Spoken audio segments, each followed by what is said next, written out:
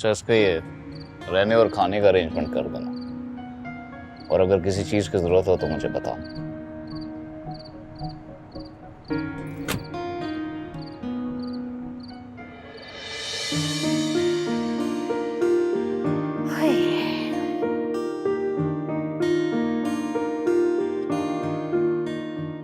I am sorry मामा, late हो गया।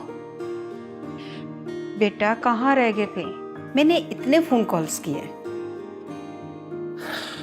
एक तो मामा मुझे समझ में नहीं आती कि रियाज किन ख्यालों में गाड़ी चलाता है। एक बेचारा छोटी सी बिल्ली के बच्चे को गाड़ी के नीचे दे दिया। तो कॉल कर देते। तुम्हें पता है ना कि मुझे सख्त चिढ़ होती है उन लोगों पे। तुम जानते हो ना कि डिप्रेशन की वजह से मेरा बीपी हाई हो जाता है। तो फिर क्या करता मामा? उस बेचारी बिल्ली को छोड़ तो सकता नहीं था, इसलिए वेट के पास ले गया। रियाज को रक्षे के पैसे देके बिल्ली को उसके हैंड ओवर कर देते, और तुम्हें चाहिए था कि तुम सीधा घर आते। मुझे नहीं पता कि फोन ना करने की ऐसी कौन सी वजह थी। अरे मामा, अगर आपका फोन अटेंड करता तो आप ये सारी बातें मुझे फोन पर करती और फोर्स करती कि जल्दी घर आओ। और अगर मैं उस बिल्ली के बच्चे को छोड़ आता इस तरह तो मैं खुद डिप्रेशन में चला जाता। अच्छा, तो खुद को डिप्रेशन से बचाने के लिए मुझे डिप्रेशन में मुब्तला किया।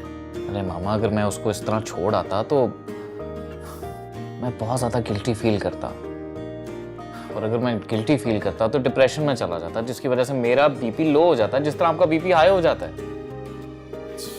अब देखें ना, मैं आ गया। सो चेयर अप प्लीज। बेटा सैवी, रिश्ते निभाना इतना आसान नहीं है जितना तुम और तुम्हारे डैड समझते हैं। बिल्कुल अपने बाप पे गए हो। अच्छा छोड़े ना, आई एम सॉरी।